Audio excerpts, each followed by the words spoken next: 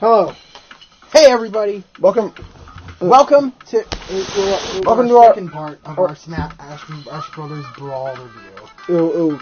As we alluded to in part 1, we were... We needed a title, we said a video to cover stuff specifically. And a couple of other things. By a couple, I mean the literal definition of two. Those two things being assist trophies and cut content. We forgot to even mention assist trophies in the first part. They were a new part. A new part of the game. And I guess since that should have been in the last part to begin with, that's what we're going to start out with. Hence the Waluigi pinball you hear. Assist trophy. What are assist trophies? Assist trophies come from an item called the assist trophy. That summons a character if you remember, it's a fight in your favor. If you remember back in my Melee review, Sakurai originally planned to include an item called an assist capsule, and even had an item, and Sukapon was actually he's supposed to be work how assist trophies did, and ultimately, I guess it was probably due to time constraint, and so they were scrapped. And as I mentioned, Ditto also had an unused function.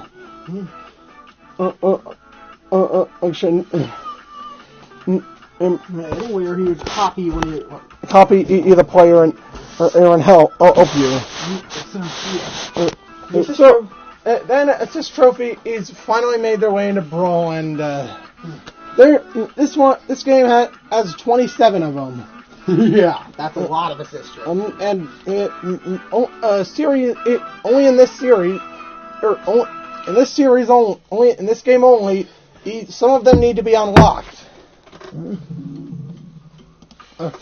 So without further ado, let us begin. We'll go over the starting assist trophies first, and then the unlockables. In alphabetical order, since that's the order listed on the wiki. Yeah. So Andra, first up is Andra, us from the Star Fox series.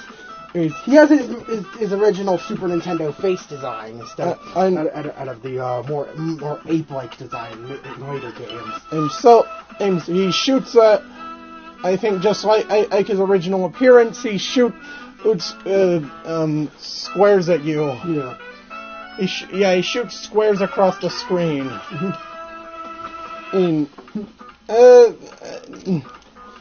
I don't know. I don't really know what to say about this one. It works. The assist trophy works, but it's kind of underwhelming. I'll give it a 6. Me too. Next up is the Devil. Wait, the Devil. The Devil. No. No, not that devil.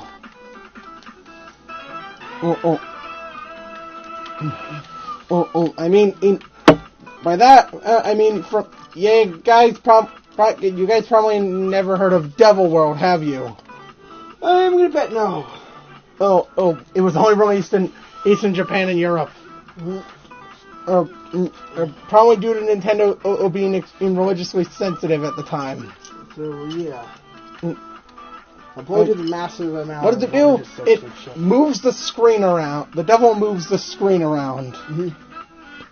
So, yeah. Yeah. He's kind of... Do we rate Andros? 6. 6. Alright, so... This one is kind of, stupid. More than just a little stupid. I'll give it a 5. Me too. So next is Dr. Ray. He creates buildings out of the ground and that damage opponents that are standing and where they appear, and it causes them to walk on shot points. Sometimes he creates a skyscraper. Dr. Wright from Sim City. Okay. Yeah. So, not really much to say about this guy. other than the fact that he exists. He's assist trophy. I'll give him an 8. I'll give him a 7. Then there's there's from Excite, the Excite Bite Racers. A bunch of them spawned right around the stage, damaging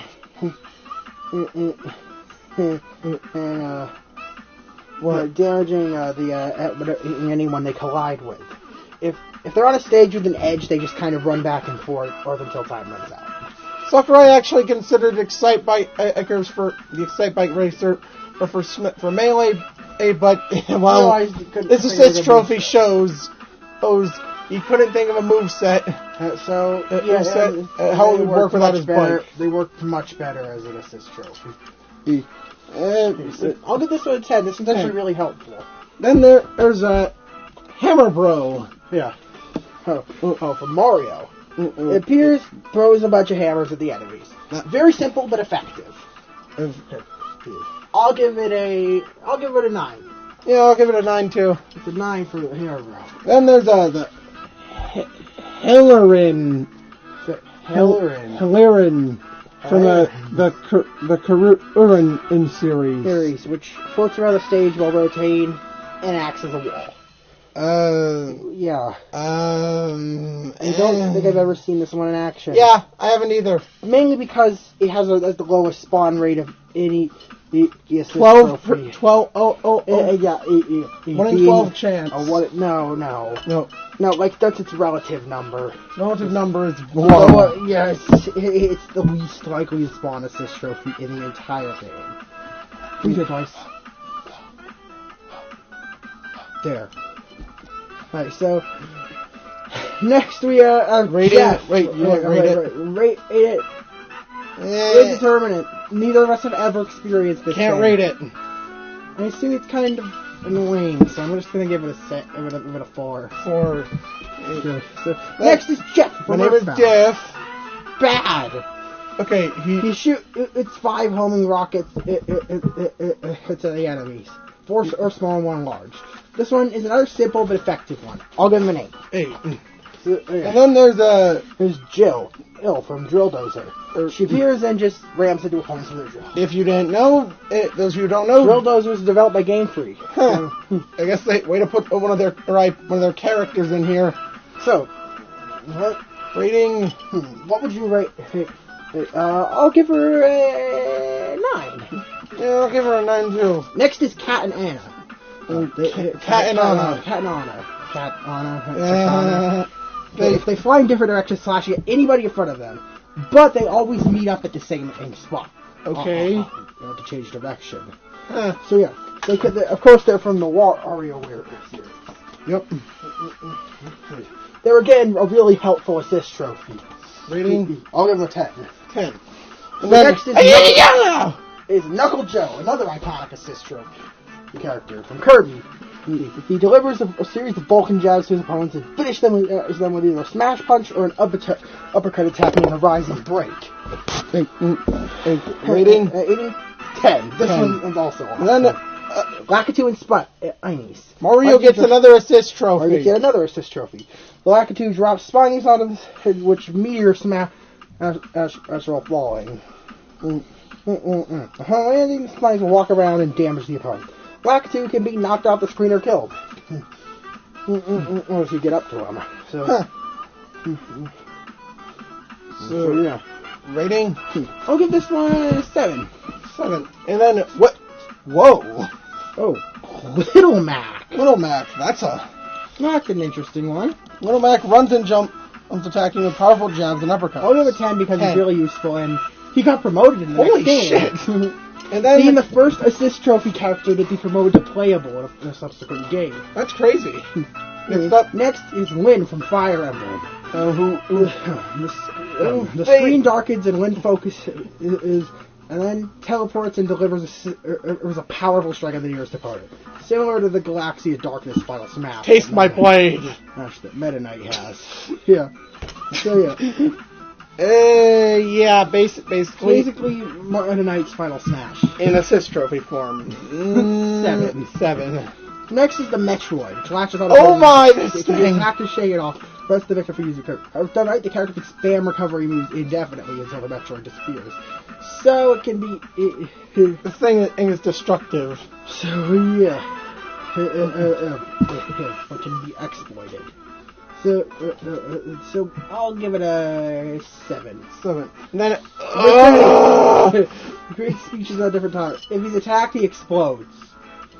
fuck this guy. This guy's annoying. Just 4. For text boxes will just appear. It's just obnoxious.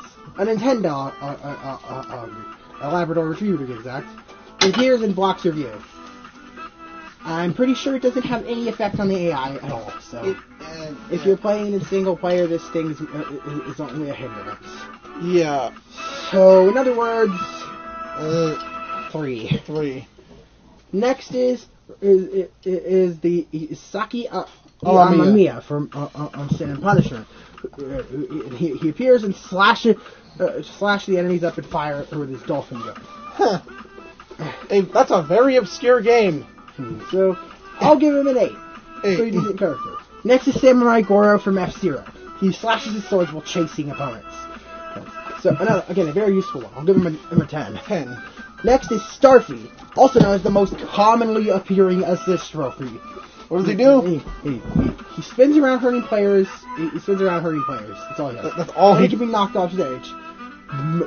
It's so iconic and simple, but I ask him. Kirby of the Sea. Kirby of the Sea. I'll give him a 10. 10. And however you say no to that face. Cool and Pa. Tingle. Tingle is an odd one. Also, did I mention that Starfy is the most commonly appearing assist trophy? Yes. Yeah. So, Tingle. Also, after Tingle spawns, it takes longer than usual for another assist trophy to spawn. Huh. So, alright, he can do 3 things. He can inflate his balloons and float off the stage. He can lift characters with them, but it doesn't do any damage. He can spot on a shower of hammers and golden hammers, or causing a lot of them to appear. Okay. He can and make opponents constantly trip. Oh God! Appears. He can explode. He can burst into flames, which causes everyone to breathe fire. What? Or he could produce a flower effect and cause the camera to zoom in on the person who summoned him until he disappears. What? Tingle is a weird. It's the most confusing assist trophy, and honestly, he's hilarious to summon. I'll give him a 10. 10. And finally, finally, the last Star Assist trophy, Dream Crusher. Waluigi. He repeatedly stomps onto the shit out of players that appear. It's either afterwards he either kicks there's a powerful kick or strike with his tennis racket. Oh, Waluigi! How we wish you were playable. I'll give him a 10. Waluigi is basically the poster boy for assist trophies. Waluigi and Starfy. And so. Now for the unlockable character assist trophies. That's actually. First, we're talking about Barbara. Barbara from Jam with the Band. And obtaining 25 songs. She basically creates a weaker version of Donkey Kong's Final Smash. Yeah. So, I'll give her a 5. 5. Then the next one is Gray Fox. Who runs around, also known as Frank Yeager. Once you unlock Snake, you automatically get this guy as an assist trophy. And he runs around slashing the opponents while reflecting stray projectiles. Yeah. What would you give him? I'll give him a 9. 9. So next is for playing 300 balls. You unlock the 300 balls. 300 balls. You unlock the infantry and tanks from Nintendo Wars. Yeah.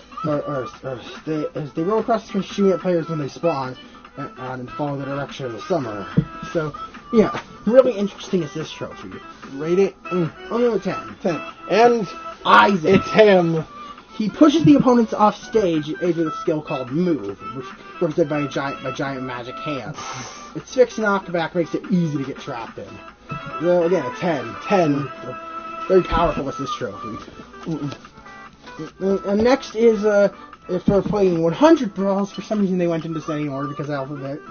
Ray Mark III from Custom Robo flies around the stage, shooting missiles and green energy bullets. He's also rather small. Really? Yeah, that's... Yeah. I didn't know that. What'd you get? I'll give him an 8. 8. And finally, Shadow the Hedgehog, who's locked alongside Sonic. Chaos Control! He basically recreates the effect of the timer for 7 seconds without the risk of it backfiring. Yeah, using Chaos Control. So, 10. It's a 10. He's really useful. And that's it for the assist trophies. Yeah! Overall, there's some pretty good, or some really good assist trophies. And only a few duds. Yeah. Well, only a couple of duds in there. Yeah. Oh my god, we spent the first 15 minutes of this video on assist trophies. But there's something else we need to start on. The real meat of the video. Known as the Subspace Emissary. You heard me right. First he eased on July 20th, 2007, and with a very ominous post. Yep. Was revealed to be a story mode. The very first real story mode in the Smash Bros. Series. And currently only. Yeah, a crossover story mode. Huh. How cool is that? Nintendo was ahead of its time. So, in other words, let's see how what this is like. So yeah.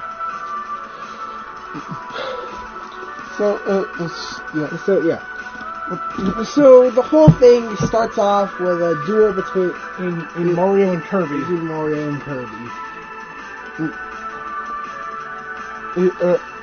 Starts off with a duel between Mario and Kirby. Kirby in the stadium, and Peach and Zelda are watching. Okay, I can understand why Peach is watching, but why is Zelda and Kirby secretly a couple? Ah! Oh God, I don't want to consider that. No, Kirby's literally a baby. No, Zelda, what the fuck? Okay, don't think about that. But either way, after I guess it was just after a sparring match, you can actually choose your player, choose who you control, and you'll get a slightly different cutscene depending on who wins. And then afterwards, you gotta fight an army of the rather generic foes. Oh, it was known as. A rather generic foe is known as Primids.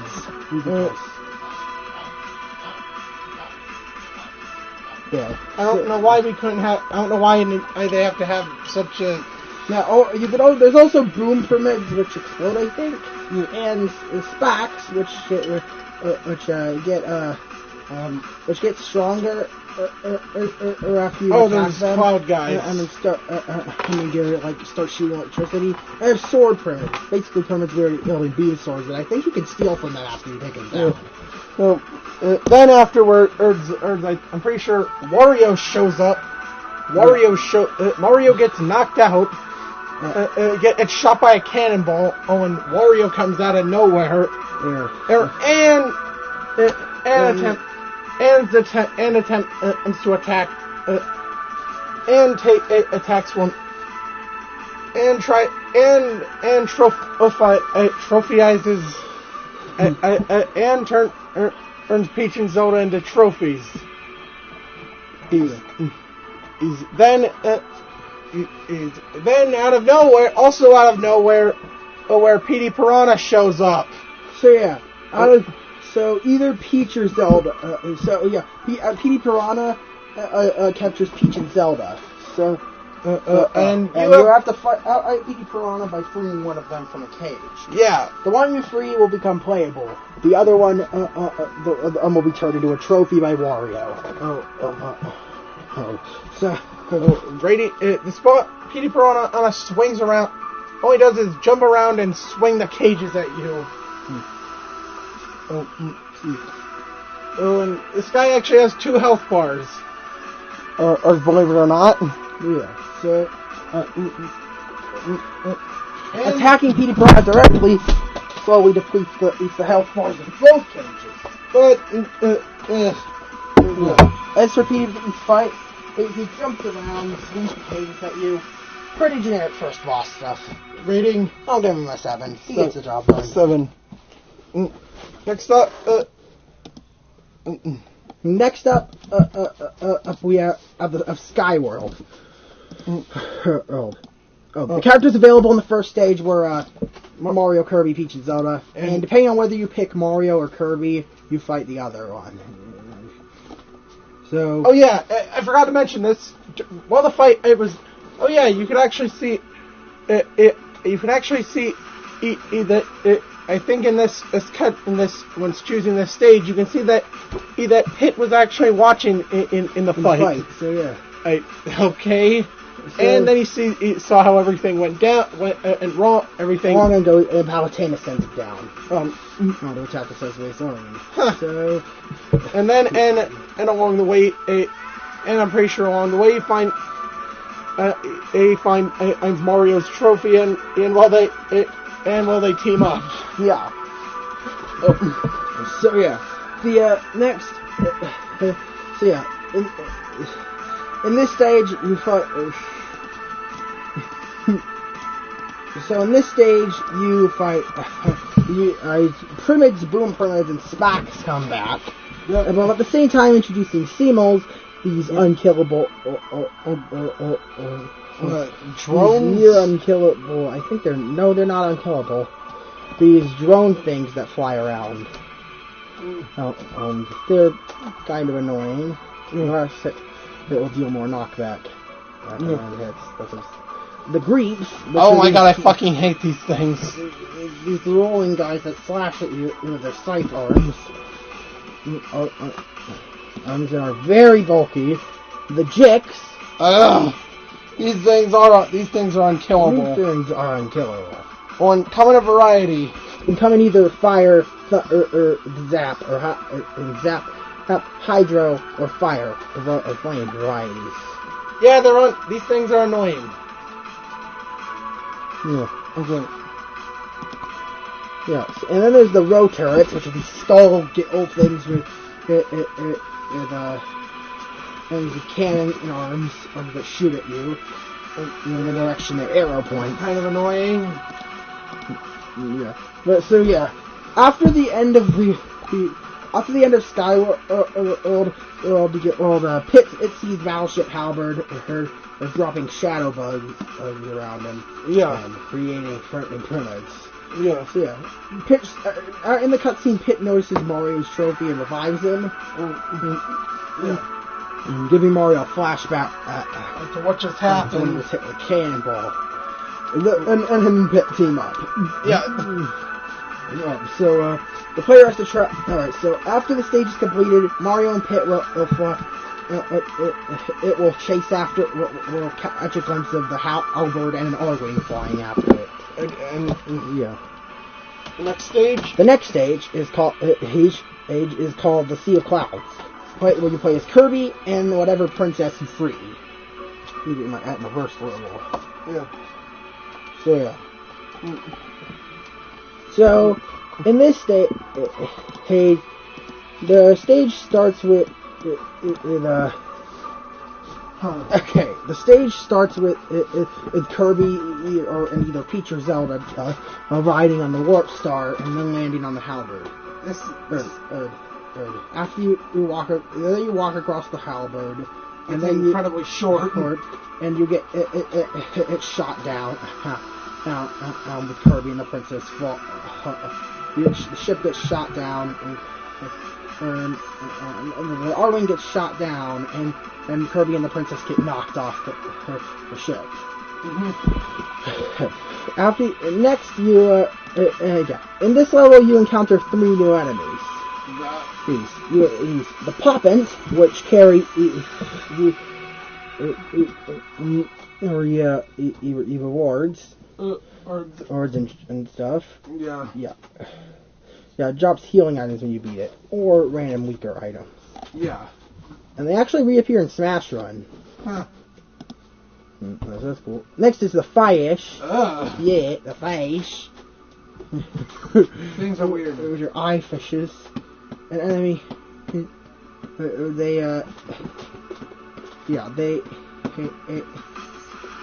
attack from with electric stings from their tentacles. So, yeah. It can fly, but when it spots the enemy, it dashes. Ironically, even being fishes, they'll die if they touch water. And then there's the Toto, or Tao, which normally is asleep, but if you wake them, okay, and by like noise or something or attacking them, they'll get angry and so you'd charge at you while emitting electricity. Yeah. If you leave it alone, it'll eventually go back to sleep. Then there's the mites, which are these little stick figure guys. As up here. That are either red, green, or yellow. They don't do much damage. They just try to jump at you and have a little knockback. And they're sometimes spawned by generators. They're really weak. Yeah. What the fuck? What? Sex kick. It's a sex kick. Okay, I'll stop. Okay. Okay, so yeah. Okay, I think that's the Sea of Cloud. That's the Sea of Cloud. Then after the stage, you have to. Okay, the next stage. Apparently, there's no cutscene there. After it. Instead, next you move on to the jungle where you play as Donkey Kong and Diddy Kong. Yeah. And you see Hammer Bro driving a bunch of bananas in a floating cart. Driving a bunch of bananas in a floating cart. While Donkey Kong is beating the shit out of a bunch of Koopa Troopas and Goombas. And then he leaves, roars, and looks for stolen bananas. He sees the bananas as a Goomba fires some bullet bills at him. Diddy Kong leaps in a blast away with his peanut pop gun, and the two join up to look out for their bananas. Yeah. In this, there's a lot of new anime he's introduced. You're introduced to Koopas and Paratroopers, which work exactly the same way as they do in the previous games. Yep. Which you look exactly as they do in Melee. Wait, why are we fighting? Wait. And after you jump on them, you can kick their shells around. I have one question. What? Why are we fighting Goombas and Koopas in the jungle? Because Bowser sent them here. Oh. And you can stomp on Goombas to kill them immediately. Same with giant Goombas, which also appear here. And Bullet Hill. Those work basically the same. And Hammer Bros also appear. Yeah, so basically this level introduces a bunch of Mario enemies. Okay. So yeah. And then after the stage. What happens after the stage? I gotta check. Yeah. After the stage, Donkey and Diddy finally reach the bananas, only to see Bowser. Bowser pulls out his cannon and his trophy cannon and shoots it at Diddy, but Donkey Kong sacrifices himself and gets turned into a trophy instead. Bowser kidnaps him and Diddy Kong joins the player's team. Okay. I didn't know Bowser was going for Donkey Kong instead of Peach now. I'm not judging though. Next level is the plane. And so, yeah. With the plane, which start, and where the where Mario and Pit go after following the ancient minister, which is this guy in a cloak. Fuck! Mention him. We didn't even mention him. He's just a recurring character. So yeah. So there's. Right, so yeah, after at the end, they try to catch up to the ancient minister, but then Mario misses, and then Pit footstools him, but also misses, and then the minister flees. Pit doesn't use his wings for some reason. For some fucking reason. The enemies introduced here are the Borboras, which are these trumpet-headed guys that shoot wind at you to blow you away. They're the Tickens, which are these robotic chickens that shoot. Right. And after you beat them, a small yellow bird was actually piloting it. And then there's the fire pyramids. Self-explanatory. As they shoot fire. So yeah. Yeah. Then, anyways, next is the lake level. Well. No, for this stage, after Donkey Kong and Diddy Kong move out of the way, Bowser's cannon, Diddy Kong lands in a jungle.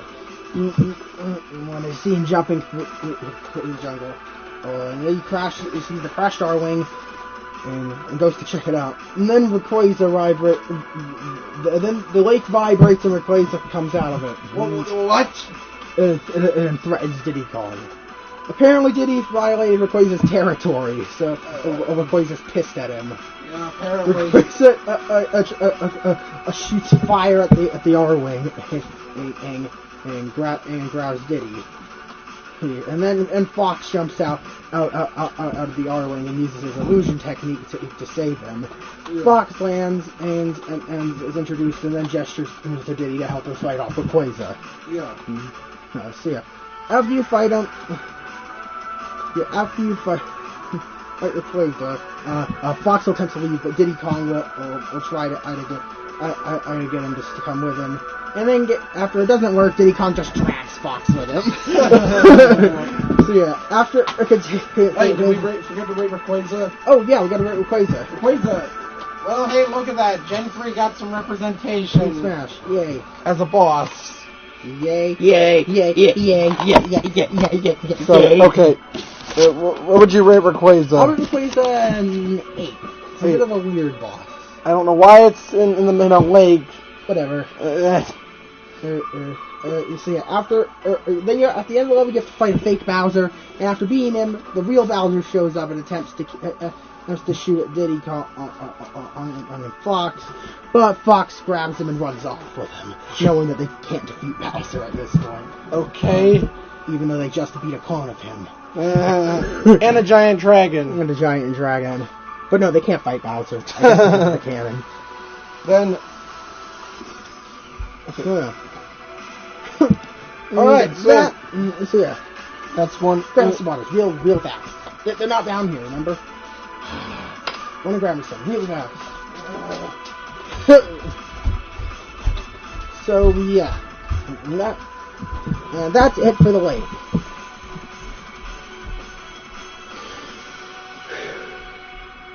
The next stage. Alright, the next stage is. Alright. So yeah, moving onwards. Okay. Next section of subspace. This is, if I can get this to scroll. Okay, is the ruined zoo.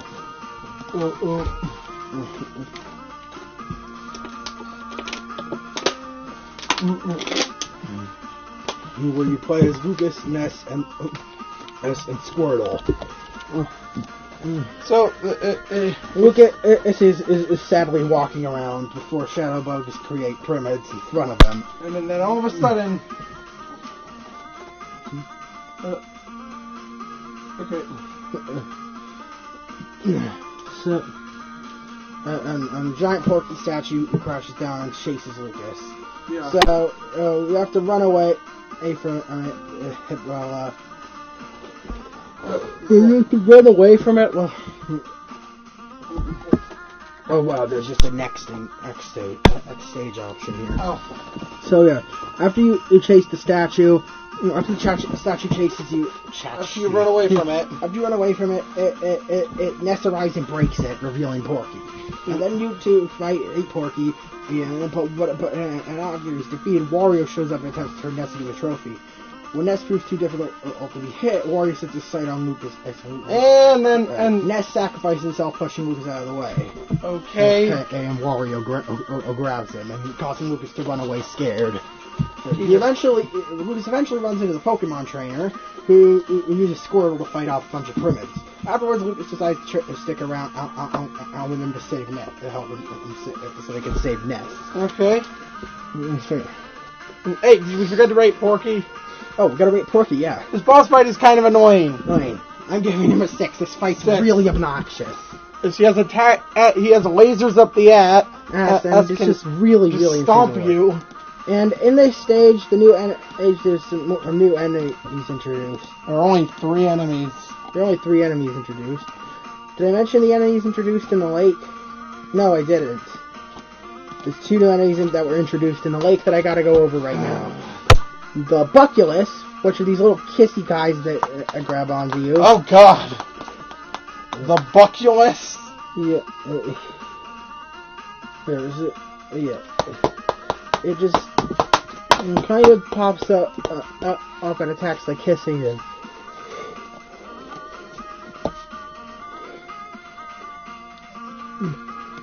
And there's also the Auroros, which are these bird guys that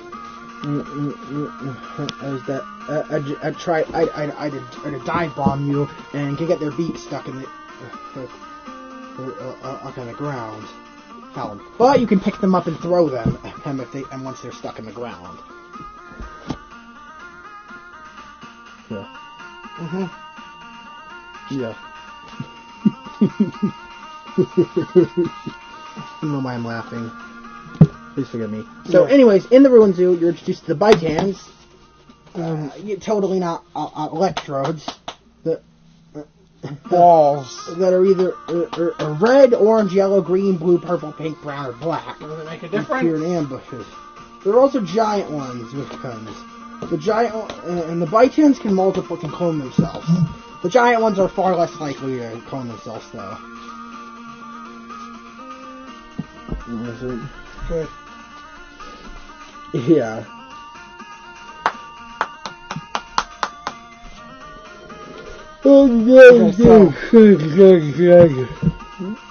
Alright, so next. And the next enemy. Yeah. Yeah, and the other enemy, and there's also the flues, which you have to slowly take down. They're immune to absorbable attacks, which will just vanish, and they recover, or if you're not hitting them. So they're, in other words, they're really annoying. And there's also the Buckats, these flying guys that drop up flaming metal, boiling, melted molten metal on you. Or sometimes it'll actually drop food and max and tomatoes, and sometimes super scopes and ray guns. So yeah. Anyways. Yeah. After the Ruined Zoo, you move on onto the Battlefield Fortress. Oh boy. Right. There are the enemies. Now there's a lot going on here. But, alright, so at the start, there's cutscene with 2 mobs activate a subspace bomb. They hang their heads in sadness as it detonates. From atop the castle, Marth sees the explosion and is shocked by it. Soon, an army of Primids approaches the castle. Marth raises Falcon and prepares to defend the castle. After defeating the enemies and leaving the castle, Marth stares at the sphere of subspace. When Meta Knight appears out of nowhere and attacks Marth. And after an evenly matched sword duel, they see Primids over their rival's shoulder and dodge around and destroy them. They turn to interface and realize they have a common enemy. After more Primids around them, they team up to destroy them. After another level that involves destroying more enemies, Men and are either ancient minister or carrying another associate spawn. They both attempt to destroy it, but fail. And suddenly, the great Aether like appears to use trademark Aether and slice through the bomb, destroying it. Barth, and Knight and Ike all team up to take on more enemies. After defeating them, they add to the player's party. After the final cutscene involves the swordsman chasing after the ancient minister, who was able to escape. After it's complete, an entirely different cutscene proceeds in the depths of the lake. After the level is complete, an entirely different cutscene appears where Luigi is totally confronting Waluigi. That means Luigi, it will be playing as Luigi now. And then Luigi sees relieved, but then he prepares to fight, and King Dedede appears behind him and ambushes him, turning into a trophy. And King Dedede knows his Wario, containing Peach/Zelda and Ness in his cart, and hides. Using Luigi as bait, King Dedede is able to steal the cargo and trophies. Oh my god. The enemies introduced in this stage are the Armite. These Ammonite enemies. These things are kind of annoying. These that swords for arms. They use swords and slash at you. You're already 40 minutes into this. They're with their appendages. They're all attacking. So yeah. Any other enemies? And then there's the rotors, where these guys charge at you, and you can and you have to just attack them. But they have you could slide they can knock them over, or they fall over, or if you knock them out, if they hit you. Okay. And there's also primitive with scopes now, the super scopes now. There's the auto lances, which charge at you with giant lances. Oh shit. Then there's the Agagogs, these small blue enemies that grow into a redder version, and then that grow into a yellow version, and then into a red version, and they become smaller. They become larger when they take damage.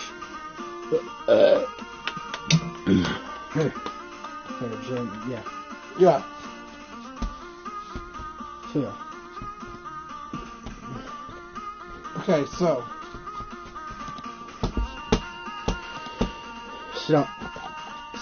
Stop it! Okay. Then the fourth starts off with the link drawing the Master Sword from its pedestal. Market stowing in the this time. And in the preceding cutscene, Yoshi is seen sleeping on tree stump at Link's castle, briefly waking Yoshi up, and then he goes to sleep. Suddenly, the Howler flies over and drops Shell, and is quickly joined by the awakened Yoshi. They chase the Halberd. The level starts. Link and Yoshi arrive at the forest edge and reach each cliff. Link and Yoshi, you will be seen looking at the retreating Halberd over the wilds. Link and Yoshi subsequently join the player's team. Meanwhile, inside the Halberd, a mysterious box with the game's title and logo linger. What? Box inside the Halberd, sitting there. I don't know. You know who it is. Yeah. They're calling this. Oh wait, never mind. And this one also introduces 3 new enemies. The Puppet, which is this weird guy that float around suspended under by Pierre's strings. Its attack has a lot of knockback. However, you can take it out pretty easily. It can also fire lasers at you. Okay. Then there's the Alons, which are the... if you land on one, they try to... what? They fly up trying to push you off the stage. Page. If you can defeat the you can jump on them and defeat them with a down smash. So yeah. There's the shell pods. What the fuck are these things? And after you defeat them, their armor can fall off. And after you do enough damage, their armor falls off. Causing it to scream. So, a few more. Yeah. And it's easier to defeat after you've destroyed the armor.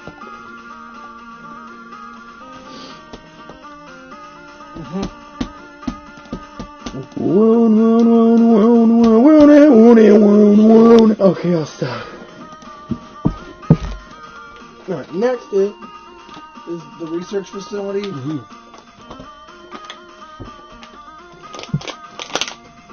This stage is the research facility. Where Zero Suit Samus breaks into the research facility with ventilation duct, and the air level is pretty short. And then you destroy a few robs. Oh my god! Encounter Pikachu being enslaved for its electricity. Oh my god! And then Samus breaks out Pikachu, who setting off a bunch of alarms. Well, a bunch of robs come swarming, and Pikachu and Samus destroy them. After you get Pikachu, the level takes a far more confusing design. Okay. Anyways, after a rather confusing journey through the facility, the stage is finished. But Alright, I'm pretty sure it's like a maze. Either Samus staring at a monitor with her power suit. Zero Suit Samus and Pikachu join the team afterwards. There's more enemies introduced in this stage. Which are a metal Oprimid. Need I say more? Need you say more? A Rob Century, the Rob Century, which is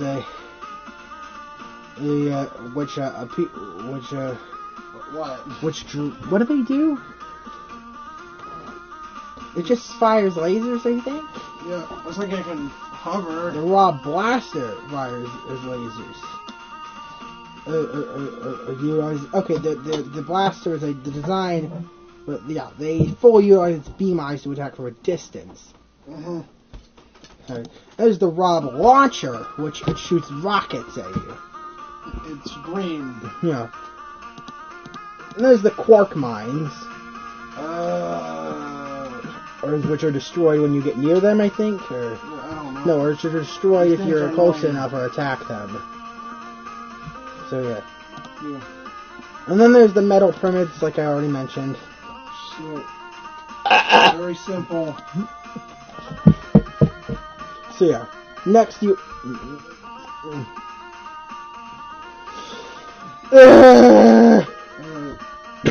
What the fuck? Alright, so... Anyways, the next stage is the Lake Shore, which starts off with Kirby noticing something and accidentally leaving Zelda / Peach behind. And the princess calls to stop him, but after he leaves, the princess gets shot by Bowser, or a trophy. Kirby runs the distance unaware of it. False Bowser appears, turns into shadow bugs, dissolves into the trophy, and creates a false princess. Upon Mario and Pit or Link and Yoshi, depending on which princess is turned into a trophy. I've seen along the lake. Upon a hill, the false princess aims at the duo with a dark cannon, but her dark cannon is destroyed by Pit or Link, who slices it down. Pit / Link is then joined by his partner, and the duo prepares to fight evil clone. The battle starts between either Mario or Pit versus false Zelda, or Link and Yoshi versus false Peach. At the battle, Mario or Link sees false Peach / Zelda dissolve and mistakes the clothes for the real princess. While in confusion, Mario or Link run at the hill. No one attacks Link or Mario or they fight. Or supposedly destroying their respective lovers. Next battle, you play it's Mario and Pit versus Link and Yoshi, or the other way around. On defeat, the team who is not controlled by the player will earn the trophies. King Deity appears in Mario's cargo, carrying the trophy. Using Ness, Luigi, and Peach, the other princess, which is spotted. hit by Mario / Link. King Dedede grabs the team of Mario and Pit, or Link and Yoshi, and then and Kirby cuts. And then after he grabs them, Kirby cuts the arm off the cargo using Final Cutter and releases Mario and Pit, or Link and Yoshi in their trophy forms. Then King Dedede turns around and dives straight into the group. Link or Pit will shoot an arrow in the cargo and it falls apart, heading straight towards the cave. And the group of Mario, Pit, Link, Yoshi, and Kirby run near the cargo. Jesus Christ. Which starts the next part of the level. After that part of the level is complete, the group prepares to enter into the cave. In the epilogue, Ganondorf is shown in a control room and gives Bowser the coordinates as to where to find King Dedede. Okay, seriously. What the fuck? Yeah, the plot's pretty confusing in this if you couldn't tell. You have to... This entire stage... Okay, anyways, the new enemies here are the bomb bed. And then the bomb bed, which tosses its bomb at the enemy, which tosses its bomb at the player and then runs away while we generate a head. Simple fire attacks can blow it up, and you should avoid contacting it while its head's attached. If after knocking it out, it will not stop its head from detaching and exploding. Their heads can be reflected. Okay. Jesus. What other enemies are there? What's the other enemy? Shadas. I hate these things. These weird two-headed shadow bug amalgamations with scythes. They take very little damage unless you attack their sphere in their center, or each deals double damage. They either slowly, powerfully cross their blades, do a double slash or a triple slash. The triple slash is only used when they're at low health. Low health. Seriously, can I just say it? The Lake Shore is absolutely fucking confusing. Yeah. And it all determines on your actions at the beginning of the game. Yeah. Next, though, is the Path to the Ruins, which involves the Pokemon trainer with Squirtle and Lucas. Yes, they're first seen on the edge of the cliff as they see Charizard fly over. Pokemon trainer checks the two pictures he had of Charizard and Iso. Points at Charizard. What's going on at this stage? They encounter Wario. Lucas, recalling Wario taking Ness at the zoo, decides to fight him alongside the trainer. Revenge. They defeat him and high-five. Noticing Wario no longer has Ness in his position, Lucas starts to feel sad. But before the two enter the ruins. After the level, his cutscene plays with King Dedede in his castle. He proudly looks at a collection of trophies. This is you have Luigi, Ness, and Zelda / Peach. He places Dedede brooches on Luigi and Ness that runs out. Then he puts the one he intended for himself on the bird's nest and decides to later, Bowser's army break into the castle to steal it. A block of debris hits Dedede in the head, knocking him out, eventually turning him into a trophy. He, along with Ness and Luigi, are buried into the pile of the rubble. As such, Bowser only finds the princess to take. There are two new enemies introduced in this level. The first of which being the Gamaga. That thing. These guys that have 4 bases beneath it. There could be you shot, you knocked over. The lasers, it fires lasers from its head, which can be absorbed if you have the right character. The arms don't do any damage, despite supporting the mask. So yeah, after you destroy the mask, all the bases will be destroyed if you aren't already. Yeah. So yeah. It's a pretty annoying enemy. Yeah.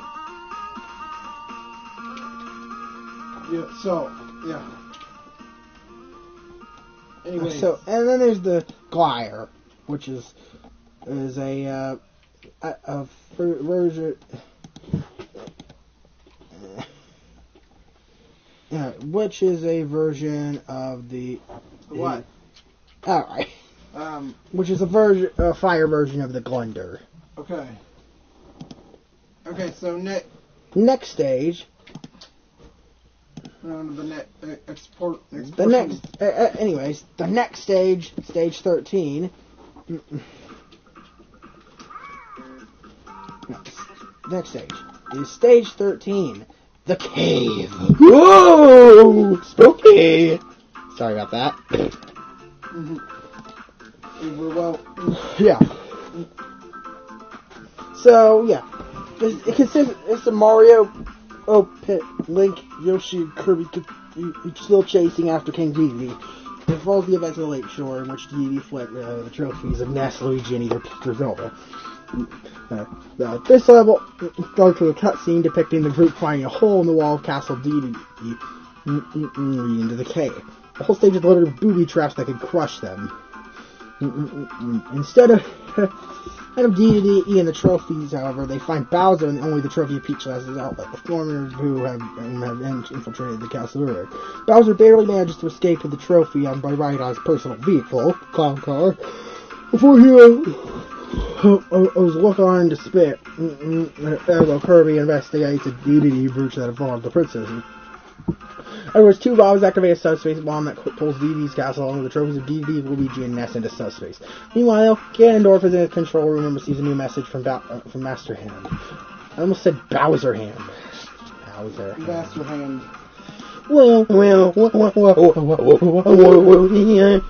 Anyways, the next stage. This that doesn't introduce any new enemies. Next is the ruins. Oh boy. The ruins, side-scrolling stage with a ton of obstacles. Ivysaur is found as a trophy in this stage. You don't even fight it. And you rescue it. And at the end, after the stage, you have to fight 8 Charizard, and then you get to use them. So, yeah. After the ruins are clear. Alright, so yeah. I don't think there are any real cutscenes here. Yeah. In that case. It doesn't say so. Yeah. Other than I assume Charizard and Ivysaur. Yeah, those are the only cutscenes. Next is the Wilds 1. Part 1 of the Wilds. Where Marth, Ike, and Meta Knight chase after the Ancient Minister. During the chase, they see 3 tracks of a large tank called Gallium, and decide to pursue it. The trio make their way through the desert and track him down on an ancient ruin. And once they reach the ruins, they battle Gallium. Gallium attacks with powerful attacks and missiles. And then immediately afterwards, but you manage to defeat him, obviously. After he's defeated, he falls into the ruined hall, where he fights with the Pokemon trainer Lucas. As in the next level. There are 2 new enemies here called the Armank, which are these moving tank guys that extend their claws. Pause. They can just kind of attack you. Yeah. They can attack you, and they're really strong. Yeah. They're just... Okay. These guys are annoying, okay? Next, and then they also introduce large pyramids. Big pyramids. So Gallium's first phase? Its fight is the same. It's actually the same. Oh, okay. Gallium is... Yeah, so Gallium... So what about him? What would you rate him? Well, I'll rate him a... He's 7. 7. Yeah.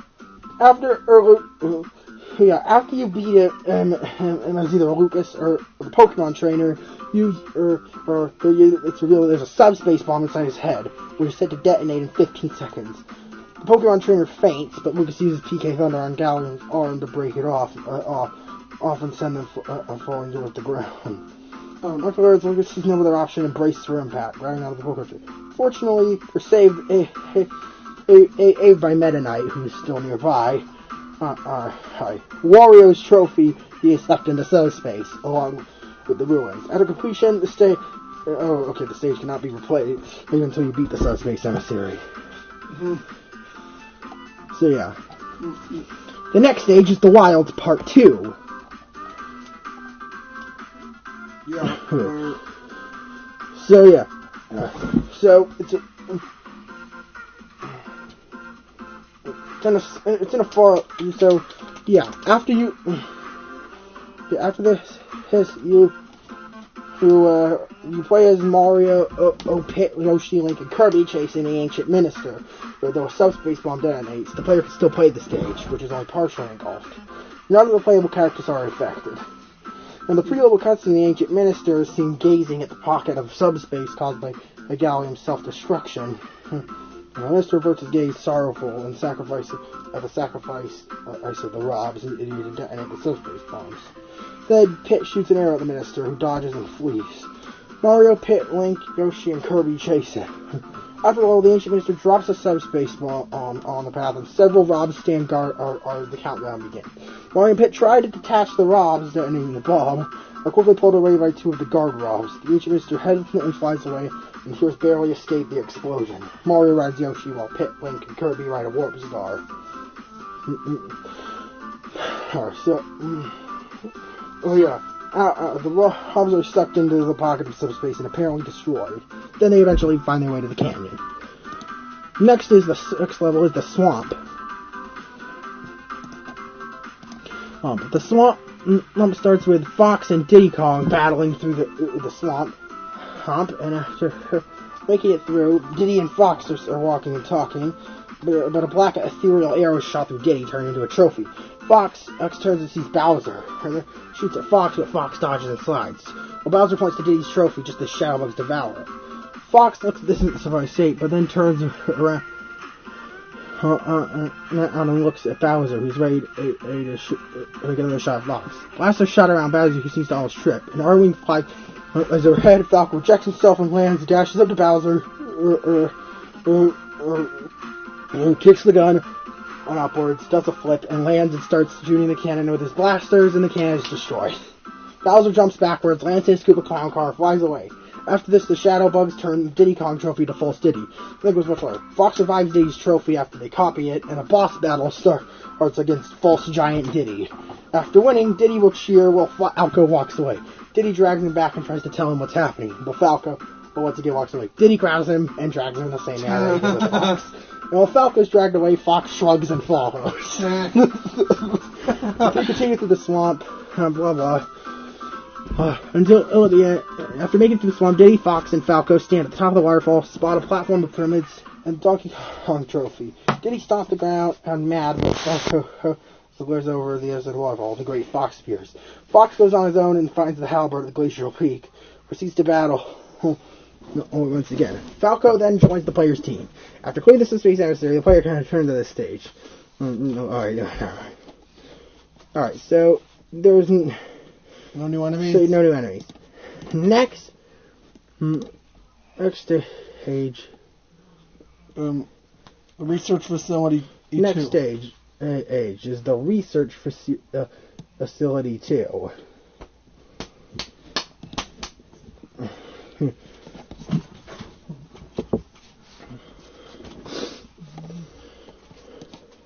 Okay, I'm waiting for the music to start.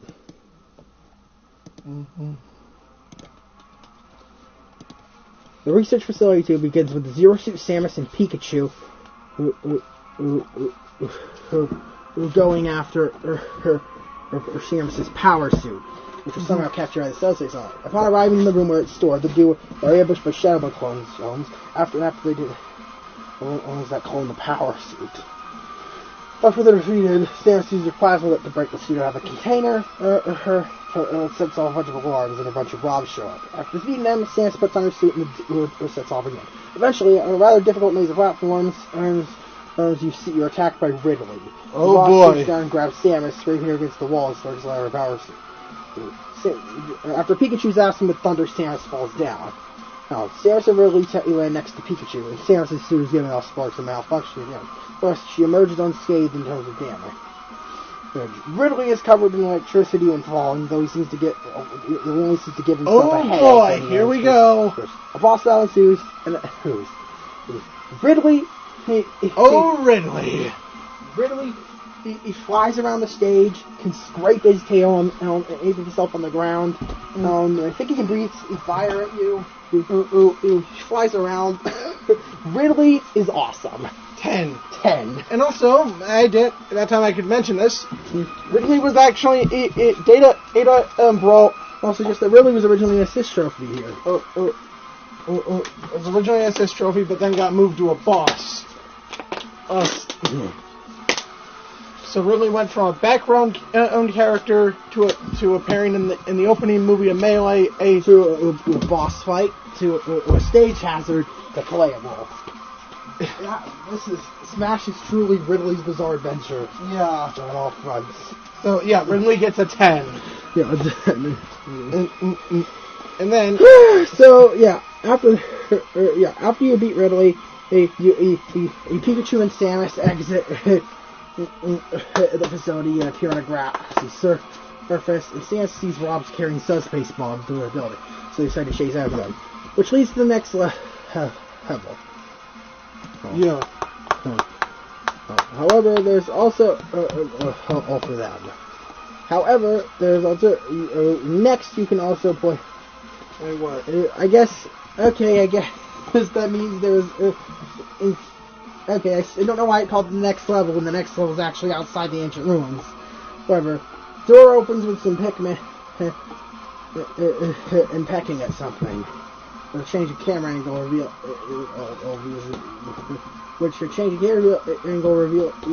to be a giant Rob in a dormant state. Further changes in view reveal hundreds of Pikmin attacking it. The Rob activates and spins its torso, sending a few Pikmin to their deaths while going over the ground. Camera shows a terrified-looking Olimar on the ground, followed by a dozen of Pikmin. One of them, a red one, taps Olimar on the leg to get his attention and points out. Or sees the blue Falcon racing down. Falcon? So the vehicle stops and attaches, so he's arguing before the shot Falcon punch the camera. Going to seem to remove. It's right. I think we're at 2 in Brawl, knocking over defeat. Cat and Falcon's momentum sends his flying across the ground, accidentally killing all of Olimar's Pikmin except for the red one next to him. Except Steve. After a section of the stage, another cutscene shows the new duo arriving at a cliff overlooking the great ocean and the world of trophies. They see a flying platform, a smash skiff, jump, guarded by Primids that also hold the trophy of Donkey Kong in chains. There. Why did they bother chaining up his trophy? I don't know. The camera cuts to show the R-Wing flying after the platform. Shown by Falco, but he also containing a very cramped Diddy Kong. Falco performs a barrel roll, allowing Diddy Kong to drop out of the R-Wing. And to keep himself aloft in the air, he fires his rocket barrel. He fires peanut pop guns at the Primids on the platform, saying fun. This section, Captain Falcon smiles, grabs the once again terrified Olimar, and jumps off the cliff towards the platform. Like a badass. Yeah. Diddy Kong then lands on the platform and immediately touches the base of the Donkey Kong trophy and revives him. The captain and Captain Olimar land on the platform, and Pyramids are seen appearing. After which the four team up to drive them off. Donkey Kong and Diddy Kong do a victory dance with each other, and Falco flies off giving a thumbs up, and Diddy waves him goodbye. After defeating the Sosei Army, the platform flies to the Isle of Ancients, and the level was clear, and Donkey Kong, Olimar, and Captain Falcon join the players' team. New enemies? I don't think so. Oh wait. Well, in the previous level, there was a Glice, which is the ice version of the Glider / Glunder. Okay, so next up. Next level is the Glacial Peak. At the start, the Great Fox and Halberd are seen battling, shooting blasts one by one. At the bottom of the mountain nearby, Marth, Ike, Pokemon Trainer, and Lucas look at the battle, while Meta Knight, after looking at this, sees the ice climbers climb the mountain. He decides to follow and try to get the Halberd back from the Sussex Army. They venture up the mountain. The level starts. It is based on the original Ice Climber with ladders and platforms at each level with a flag. Also, at some point on the mountain, there is ice that retracts in and out from the mountainside. It can either be stairs for the player or an obstacle for which has to be avoided. There are also gusts of wind from some areas, which are noticeably stronger or weaker depending on the difficulty. Now, why am I reading this part? It's in the story. The ice cars eventually arrive to the top, where Lucario is meditating, waiting for the ice climbers. Lucario jumps from where he was standing and is ready to fight Meta Knight. This is both a scared look. Now, player picks which character fires. After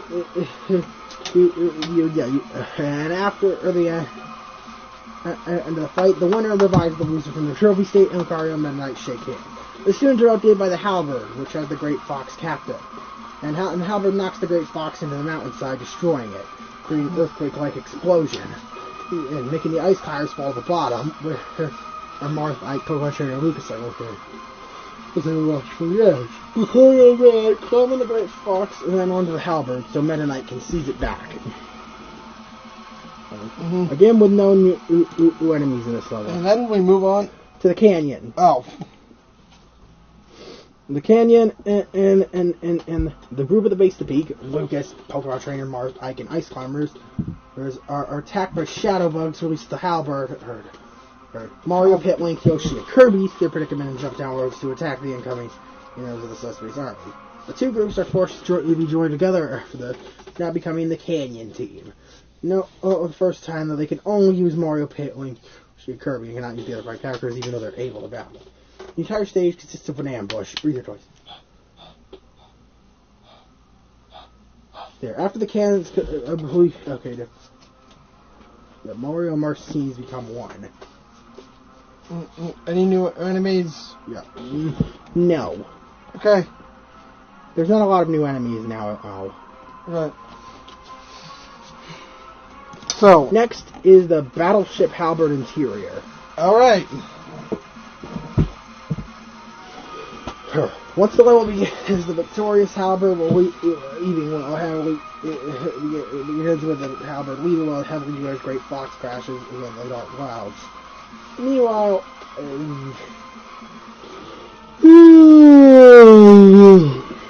Alright, so what happened? Alright. Meanwhile,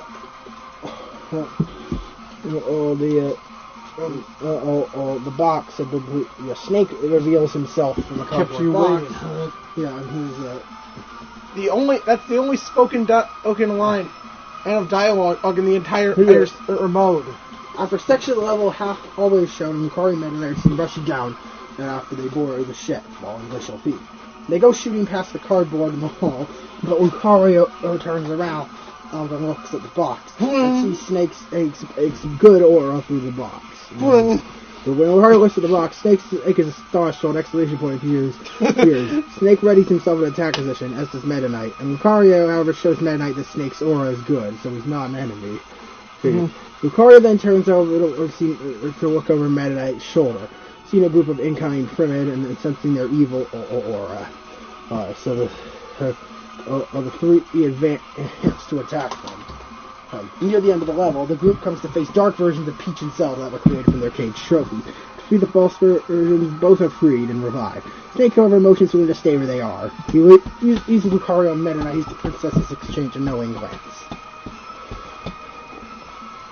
So the next stage is Battleship Halberd X. Is the Battleship Halberd exterior. The level immediately evolves. So you play as Peach and Zelda.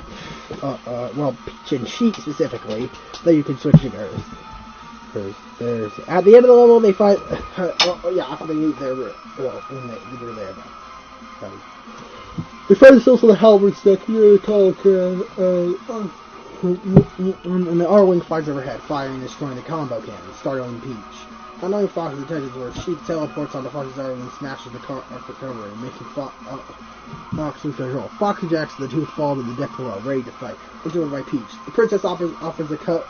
Who, in confusion, looks at Sheik to see Sheik drinking tea.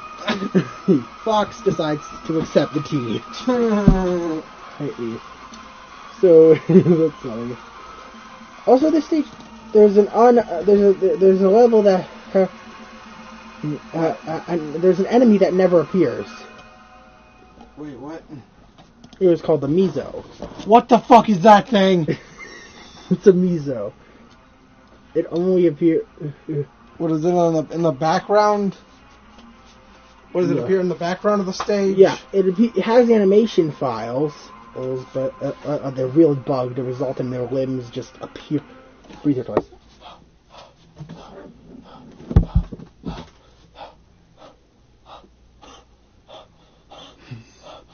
There. And it's randomly... That's a demonic blueberry. Yeah, it's an evil epic fur corn. With arms. Any wibble? Oh god. Me. Okay.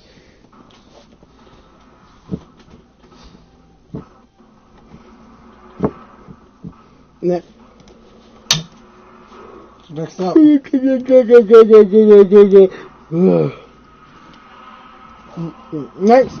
the Battleship Halberd Bridge. Afterwards, Snake, Meta Knight, and Lucario fight through waves of enemies until they reach the Halberd's Bridge. Here are 5 Shadow Bug copies of Mr. Game & Watch. The only time Hero doesn't have its name shown introduced, are seen piloting the ship. Snake charges and knocks all of them off the bridge and onto the deck. Give me the back scratcher, I need it. Alright, knocks them off the bridge and onto the deck, disturbing the tea party of Peach, Sheik, and Fox. At the close of contact with the deck, they revert to Shadow Bugs, which all merge together and form the monstrous machine Duon. Zelda, Sheik, Peach, and Fox get out to fight and are joined by Snake and Lucario from the bridge. Meta Knight stays on Zelda slash Sheik, and Meta Knight stays on the bridge to regain control of his ship. Last addition to the team is Falco, who ejects extra of his R-Wing to land on the deck. Once Nuance defeat, the Shadow Bugs dissolve to reveal a trophy of Mr. Game & Watch. Fox aims his blaster at it, but Peach works past Fox. She then revives Mr. Game & Watch. The confused 2D character tries to understand what's going on. Peach gives him her parasol to play with, which enthralls Mr. Game & Watch. It's funny. Thus, the Halberd team is 4. Lucario, Snake, Peach, Zelda, Fox, Falco, Mr. Game & Watch, and Meta Knight. Meta Knight proceeds to land on the Halberd to meet up with the heroes on the ground who evacuated from the Isle of Ancient into the Falcon Flyer. Mr. Game & Watch enjoys the player's team. Next is the Subspace Bomb Factory. Oh boy. We're nearing the end, folks. We're on stage 26 out of 31 now. Of course we're nearing the end. Oh, we forgot to rate Duon. Oh yeah. Fuck this boss. 4. Anyways, the Subspace Bomb Factory begins with Samus and Pikachu running along a hallway. It was on red alert. As it begins... Alright. Oh, apparently Samus can actually use her taunt to switch forms. What? Yeah. Okay. I didn't know that. I didn't know either. Anyways, at the end of the stage, Samus and Pikachu burst into the bomb factory where we see the ancient minister. They prepare to fight him, but he doesn't want to fight. He just looks sad. Okay. That's seriously all that Owen says? That's seriously all it says about this. It says, if you decide to head directly to the exit door and ignore enemies, this is the shortest stage in the game. Oh. Wow. The second part, now the Subspace Bomb Factory Part 2. The following characters can be chosen from the later portions of the stage: Samus, Pikachu, Donkey Kong, Diddy Kong, Captain Falcon, Olimar, and Rob. The stage opens with Donkey Kong, Diddy Kong, Captain Falcon, and Olimar entering the island after they defeat the Subspace foes from the previous level. After the level, they show up to confront the ancient minister, with Samus and Pikachu already on the roof of the previous level. The room is full of Subspace bombs, lined up with Robs. The gang are ready to fight the minister, but he doesn't seem to want to fight. Seeing the minister is not following orders, the hologram of Ganondorf shows up to take control of the Rob squad. The Robs begin to advance towards a bunch of Subspace bombs, but the minister stops them. Angered, Ganondorf pushes a button to stop the Robs from obeying the minister. And their eyes start glowing red, as they begin to take the bombs down. The minister knocks them away, but Ganondorf overrides their free choice. orders and forces them to attack the minister. He's bombarded with lasers and eventually catches fire. Gandalf laughs and disappears as a flock of auroras. However, the minister fires at them and destroys them, sure he's still alive. His robe and armor flies off to reveal the minister as the Master Rob.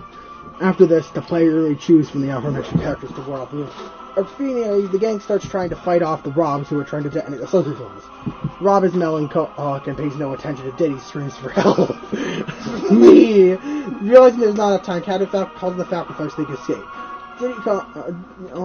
DK carries the miserable Rob to safety because they leap down a shaft and descend towards the pit. The Falcon Flyer pulls up beneath them, catching them and shooting down a tunnel so it's safe. As they reach the tunnel, however, Meta Ridley notices and gives chase. All of a sudden, and he came out of nowhere. Desperate for revenge against Pikachu and Samus. So it is the same Ridley. So, yeah. So starting the boss battle, the player must clear you're within 2 minutes to pass. So Meta Ridley. This fight is a lot harder. It's on a ship now. Oh, and a time limit.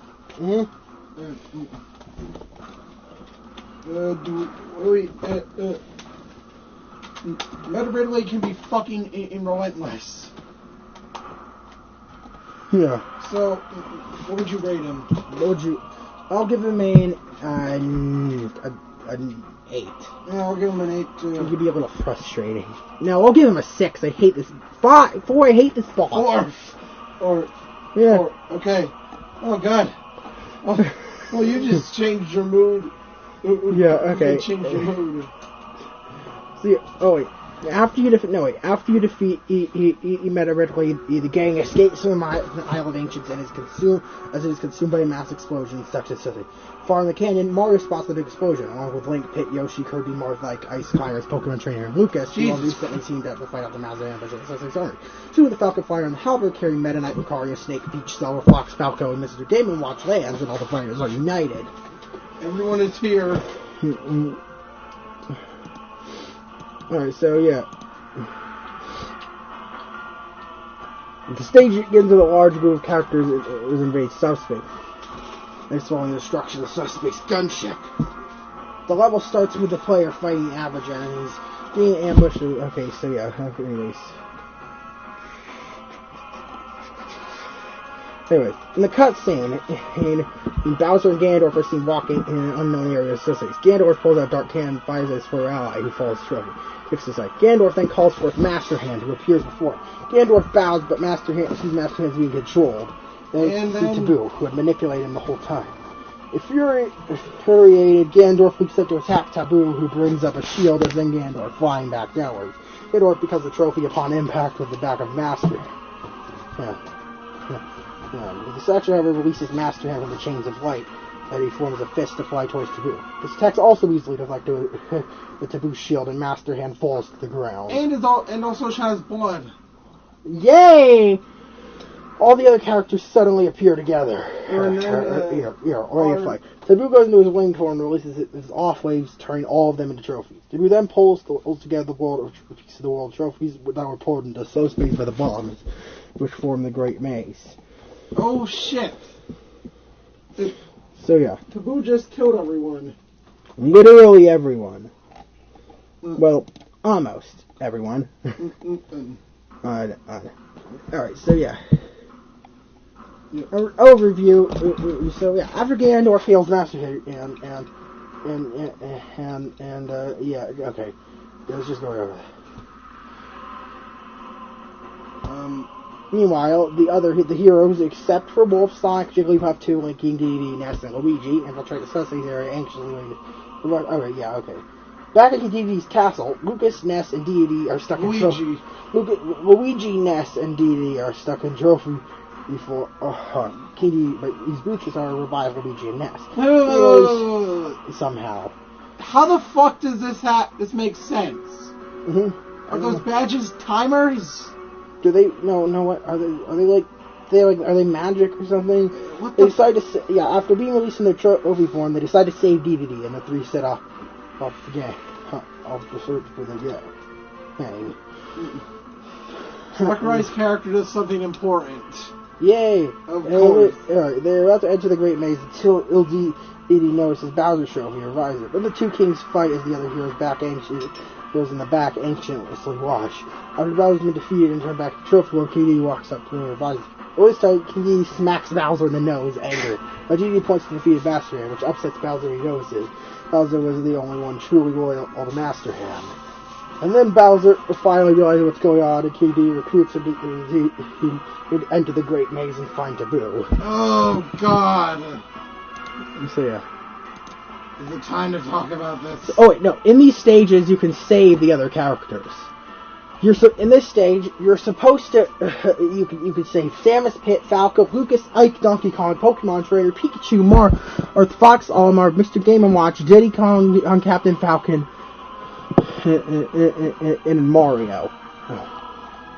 In this next stage, after the fighters enter subspace, they return to trophies. No. That's just overview of the previous thing. So Kirby is awake at the same time. Kirby is awoken by and because of his previously swallowing one of Dedede's brooches. During the level, they must play as Kirby and save the fighters. Dedede did not. So yeah, at the end of the stage, Kirby, he finds Gandorf,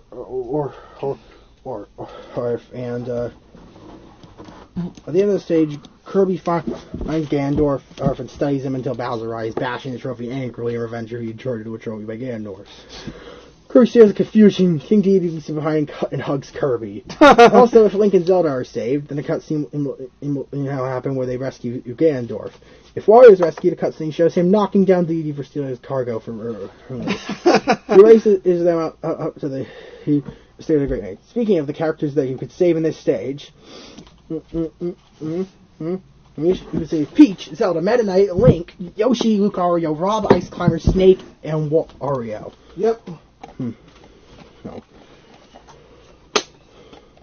So the final, and now we get into the real final level. The real shit. I could easily say this is one of the worst final levels I have ever played. Yep. One of the worst final levels in gaming.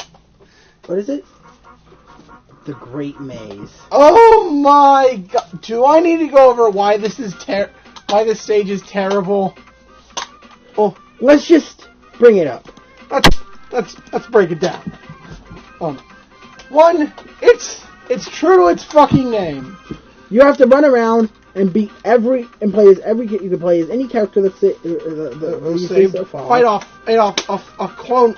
You have to fight off dark versions of every character, or rematch every boss, and basically play through every past level. So you have to beat clones of every character in the game, excluding Sonic, Jigglypuff, Toon Link, and Wolf. Jesus. Yes. And that's all the bosses except for Master Hand and Crazy Hand. And Jesus Christ. You know, the funny thing is, I actually really like this how it culminates everything. But I agree that it drags on away too long. It's a pain in the ass. It's annoying. The game should give you a better map of what it does, and where everything is. Yeah, it's kind of disorienting sometimes. The map.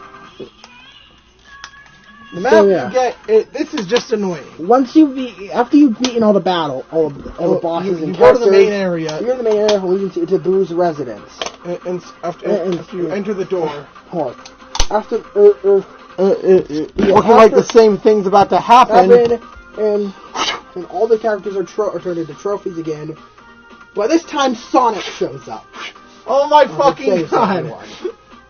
This is really funny for two reasons. Yeah. One, Sonic is what caused the game to be delayed. Hence his inclusion at the very end. End of the story. And two, Sonic saved Nintendo. Sonic saved Nintendo. Sonic saved... That's fucking hilarious. Sonic saved Nintendo. But either way, the fight... And so, does this level have a... Oh, so does the game have a good final boss? Would you say so? Absolutely not. Taboo is frustrating. He has attacks that can deal massive damage. Oh, by the way, instead of the usual 4 characters, you can now have 6. Mm-hmm. Yeah. So Taboo has some fucking swipe attack, where he just scratches the fuck out of you. Ooh, this annoying. He has this. He thinks it turns into a fucking harp, and grabs you. Oh, a harp? That gold thing in that traps you. Ooh, whatever it is. I have no idea. Then he can turn giant and shoot lasers, or he can he can just dash at you, turn to a giant thing and dash at you. But when all is said and done, and the biggest fuck you, his off-wing attack. If I could say one thing, it's that this was a fitting final boss. It's a pain. It's frustrating, but if you know how to deal with it, not unfair. This fight gets. I'll give it a 10. Yeah, I guess I'll give it a 10. It's frustrating, but I guess not too unfair. Except in boss battles. In boss battles, it's just straight up infuriating. Fuck you. They should have not included him in boss battles. I understand that with multiple stocks, it's okay for one of his attacks to be basically to kill and almost unavoidable. But at the end of a fucking gauntlet... But at the end of a gauntlet, where you only have one stock without the entire thing... Hope you know how to do that with that dot... Hope you know how to do that with that dodge attack. Because you need it. You know what I mean, right? No, I don't. The one where you just... the one where your character moves. I hope you know how to dodge. You need it. Literally, you need it for this. Yes, but God. But either way, Taboo is defeated. After Taboo was defeated, he did the world out of trophies. He's safe again. And oh my, and that, my friend, is the subspace emissary. What a ride! What a wild fucking ride! Now, how good is this mode? It depends. It really depends. Depends what stage you're playing. And I didn't mention this, but the Battlefield Fortress can go on for like 30 minutes. If you don't know what you're doing. In the Great Maze, the Great Maze is absolute fucking padding. The Great Maze is just straight up padding. Research Facility Part 1 on is a confusing mess. It just and not to mention it's all the uninteresting enemy. There are several uninteresting enemies. That were made there up. There are a few that are interesting that are cool, or pretty cool. But they were why bother making up when you have such a wide variety of enemies to choose from in existing games. And also, if you're wondering why Jigglypuff, Toon Link, and Wolf are not a part of the story, it's because they were added way later in the development. Very late in development. They were added after the story was already finalized, so they couldn't make any new cutscenes with them.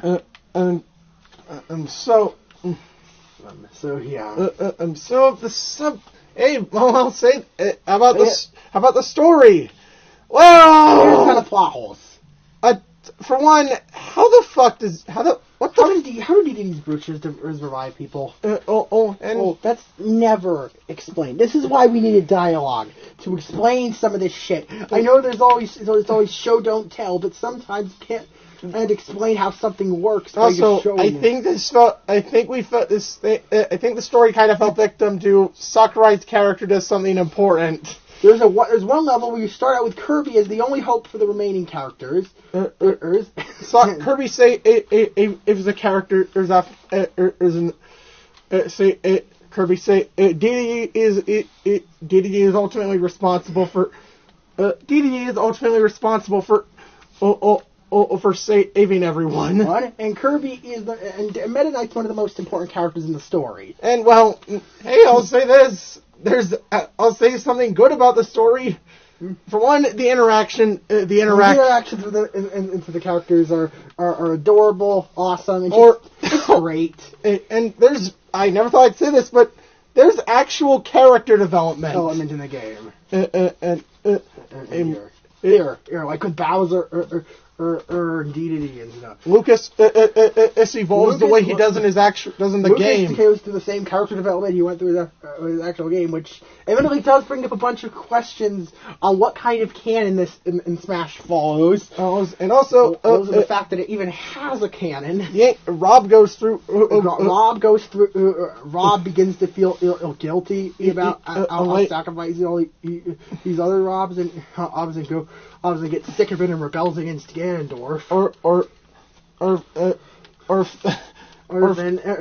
Even in Bowser teams up with the heroes after he realizes that the boss he idolizes, Master Hand, wasn't even in ordering him by his own will. So, okay. All in all, I'll rate Subspace Emissary. I'll give it a 10. I really have a ton of fun with it. Sure, it can go on for. I see the positives before I outweigh the negatives. It was. Although I don't exactly recommend playing it multiple times. I don't recommend playing it multiple times though. Like what it has to do to unlock every cutscene. Yeah, I mentioned that.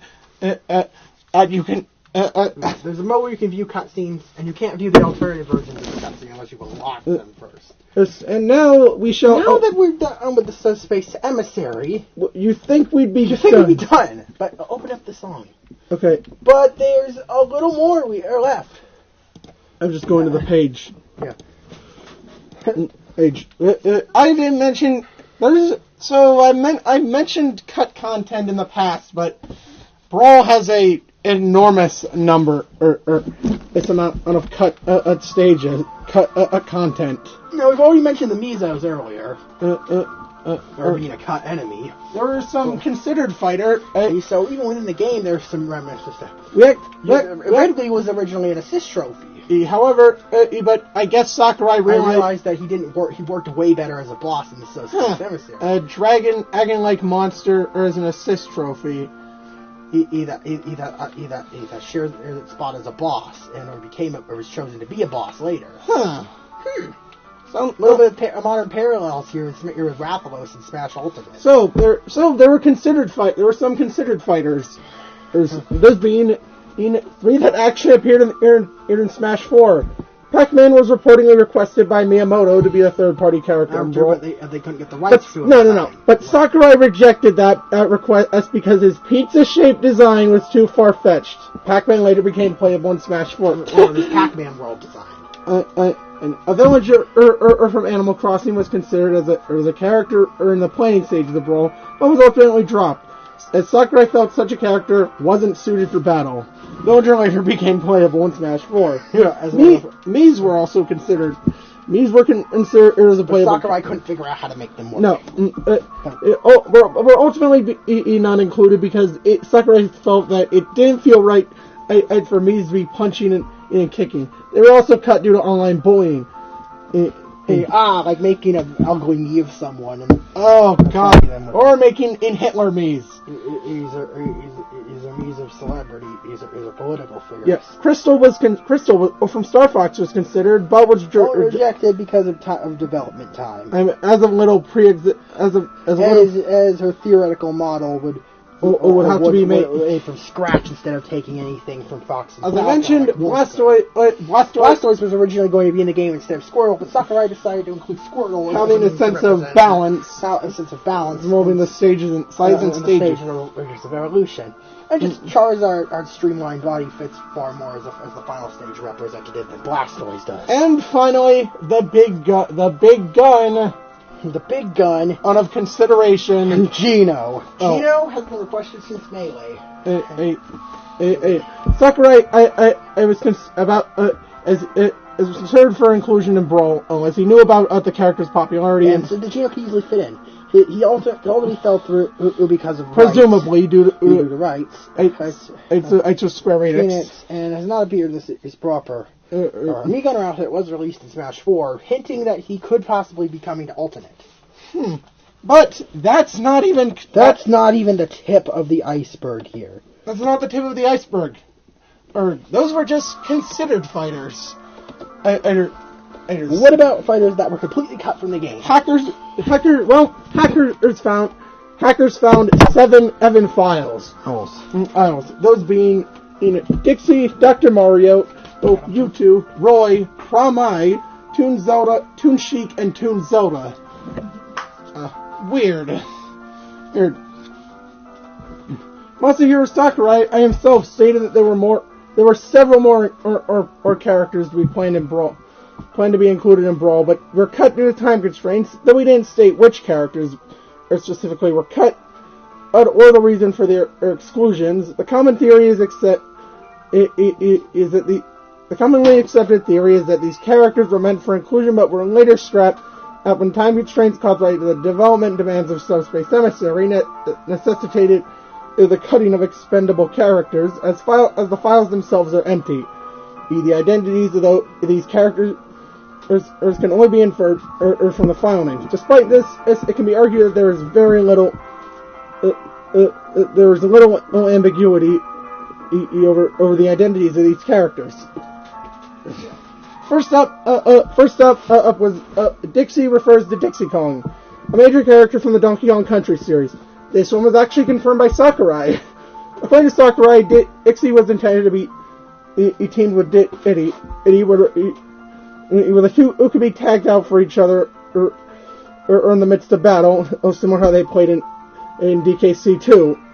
The idea, however, was cut after he ran into technical issues in the implementation of the idea.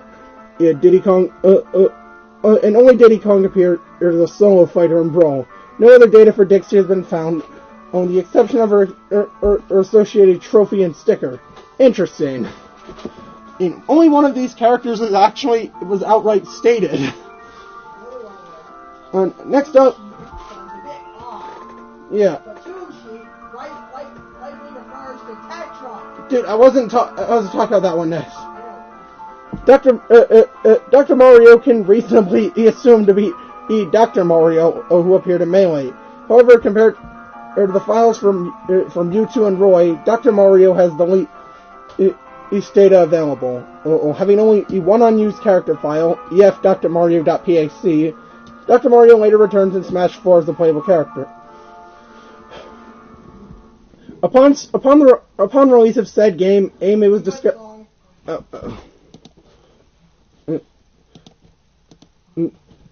It was discovered that several of his data files named Mario D. This name matches a set of files found in Brawl's data. They mostly contain either duplicate. It's a Mario's data or blank space, and were originally assumed to be a debugged version of Mario. Along with the fact that Dr. Mario's moveset is derived from Mario, in both his playable appearances, is to suggest that early in Brawl's development, Mario's data was replicated to recreate Dr. Mario, but no differentiation was done at all. Can you believe I'm still not done? Then there's Mewtwo. Mewtwo, can reasonably assume him to be Mewtwo, who appeared in Melee. Mewtwo has the most unused data out of the other scrapped characters, all of which are empty. An unused fanfare, a graphics file, a graphics effect file, ef.mewtwo.pac, and a Wii Remote selection sound. As Mewtwo is an arguably unjustified cut for being the only removed character to not be a clone. It suggests that it was strongly intended for inclusion in Brawl, but later did not make the cut. But later did not make the final cut to the roster, and Mewtwo later made a reappearance in Smash 4 as a downloadable character. Yeah, I kind of alluded. Yeah, I'm pretty sure I mentioned this in part 1, and something related to Mewtwo. Yeah, I said Lucario was added to the game. an awesome inclusion, but unfortunately at the expense of Mewtwo. Well, kind of. Yeah. Roy can be assumed to be Roy, who appeared in Melee, while lacking some data compared to Mewtwo. Roy has not used fanfare, just the character was also strongly intended in Brawl. Roy later made an appearance in Smash 4, or as a downloadable character. Yeah, and then the interesting ones. The identity of Prom-I is unknown. While commonly theorized to be the Pokemon, represent the Pokemon characters, Puzzle and Mine, and as their Japanese names are Puzzle and Mine. Actually, it's Purasudu. Was Puzzle's Japanese name. Is there really any other theory as to who they could be? Some say okay, continue. The Ice Climbers have separate files for the two characters. Furthermore, all Pokemon in the game use their official romanization by Game Freak for their file names. As seen with Mewtwo, whose name being written as Mewtwo instead of Mewtwo.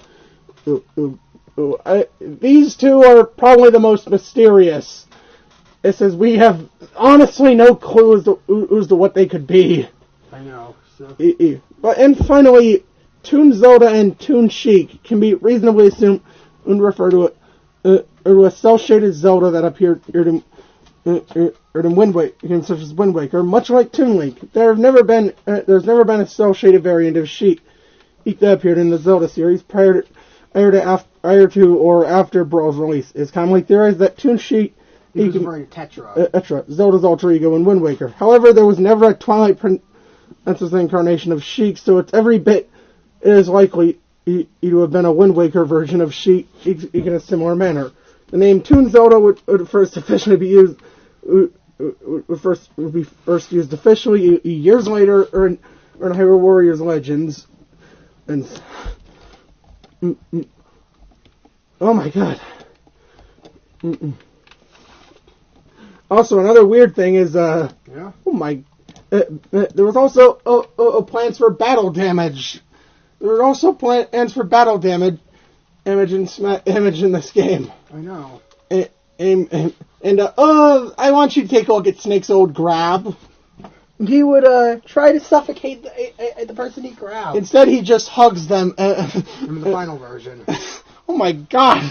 And probably because of probably for the game's rating, which was already rated T.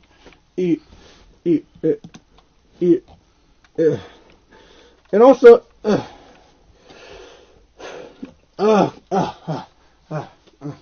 my god! So that's really weird. That's really honestly kind of strange. That at that date the data would just be left there. I know, right? And it's kind of unfortunate. It's kind of unfortunate. Mewtwo was probably the last character last character cut. Probably the last. As considering how much work was done on him. Who do you blame? You blame the Subspace Emissary. Oh yeah, the Subspace Emissary was the main one. It was due to how much time it took up. Sakurai mentioned there were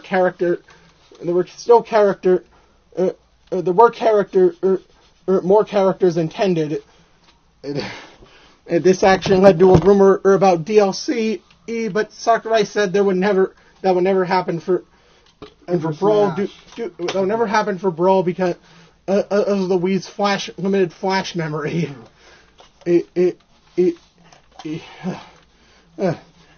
However, would you look at that? We actually, these characters ended up. I'm pretty sure some people will say Prom-I could have also referred to Pichu. Why? I don't know. It was never.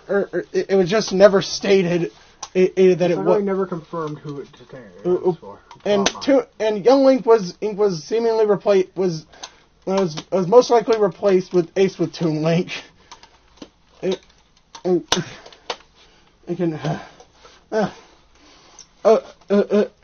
But hey, most of these characters ended up getting in the later game, showing up in later games.